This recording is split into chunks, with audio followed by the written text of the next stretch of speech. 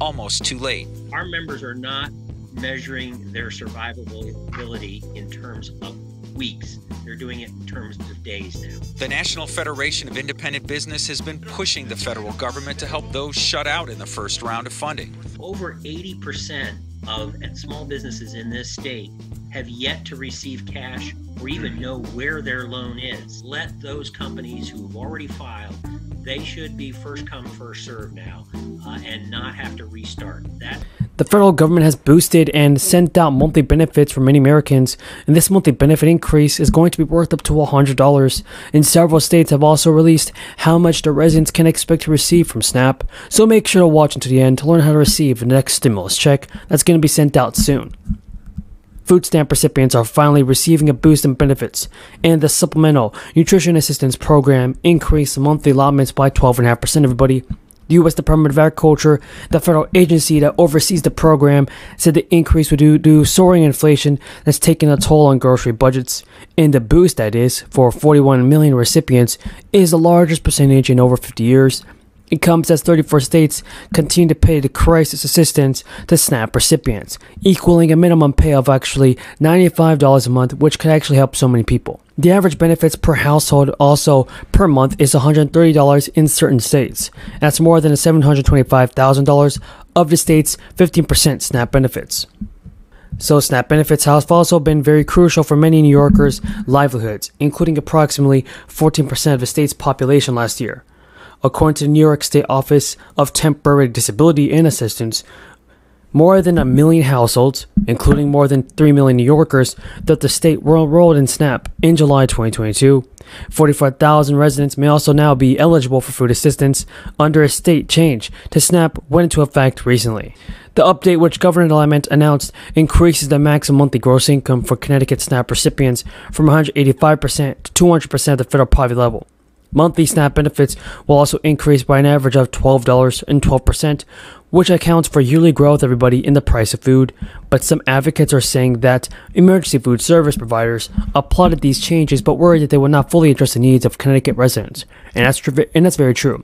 People in Massachusetts who participate in SNAP will also see an increase to the benefits in response to the rise of cost of living. The governor actually announced in a news release that the benefits will increase 12% as SNAP amounts are adjusted to the current cost of living. Households will see an average increase of $25 to $30 a month, and there are around 500,000 households in the Bay State that get announced and get SNAP benefits. Additionally, Massachusetts got approval from the federal government to adjust the heating cost used to calculate benefit amounts because of the regional rise in price utilities. And there are some Americans that have lowered tax bills when they filed for 2023 after the IRS adjusted tax brackets and increased deductions to counter the soaring price tags in groceries and other staples. The IRS said in a statement this week that tax brackets will increase by about 7% in an attempt to counter rapid inflation. Those updated brackets can mean that Americans whose wages haven't kept pace with inflation will land in lower brackets and are relatively less when they file. Now, consumer prices rose 8% in September from the year earlier, with grocery prices spiking 13%. The IRS said about 60 tax provisions will be updated to counter those rising costs, including standard deductions for single married filers. The standard deduction for married couples will increase to $27,000, up from $1,800 from the previous year. And for single filers, it will be $13,000, up $900. According to the IRS, these increases mark an acceleration from the previous year's standard and cost of living deduction hike. Marginal tax rates are also being adjusted for inflation, everybody, with the lowest tax rate of 10%, now applying to single filers making $11,000 or less per year. So, the top tax rate will remain unchanged at 37%, the highest rate that has been applied to filers making $500,000 or couples earning $650,000. First of all, that I want to say something about your Senator Ed Markey.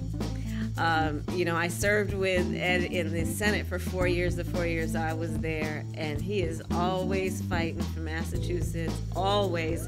I've been in those rooms, those small rooms when we would have, well, this is when we were in the minority. As well as oppressive humidity. I've been down there to visit them 3 times now, and I can tell you they are exhausted. They miss their families. They want to go home, but they will not. They will not go home until the job is done, because the suffering they are enduring now pales in comparison to the suffering they, their fellow veterans, or their fellow family members experience every day because of the injuries sustained because of the exposure to the toxins released at these burn pits. Last week, before it became clear that the PACT Act would fail, these families came to D.C. ready to celebrate. The mother-in-law of Sergeant First Class Heath Robinson, who died because eligible citizens will receive $500 universal basic income payments for a year via direct deposit or through a prepaid debit card. The state of Maine has sent out more than 450,000 relief payments to date, with thousands of more set to hit mailboxes in the coming weeks. The $850 checks are approved early this year by the bipartisan majority in the legislature as part of the budget signed by Governor Mills. Will go to nearly 1 million Mainers. The state is processing about 200,000 checks a week, and most should receive the checks by the end of July. The $1.2 billion state budget approved in April set aside more than half the total amount to be sent back to Mainers.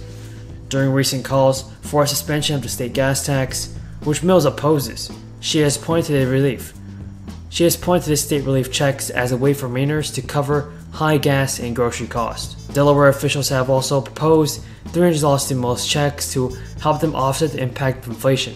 The Delaware stimulus checks will go to residents who filed a 2020 tax return. The lawmakers in the state, House, and Senate said they have reached a consensus on a direct payment plan, and lawmakers will come up with the legislation, and the authorities would use the state's $1 billion surplus to send a Delaware stimulus check. The proposal is expected to be fast-tracked as it enjoys the support from both the Republicans and the Democrats. Bernie Sanders is now urging every one of his Democratic friends to support a brand new stimulus package. This bill would include expand monthly benefits for millions of people. $250 one-time relief checks would also be deposited. And on the Senate floor this week, Bernie Sanders had harsh words for fellow members of Congress who have been crafting a bill to give major microchip companies a $52 billion in funding, while ignoring pressing issues that are faced by the middle and lower class in the United States.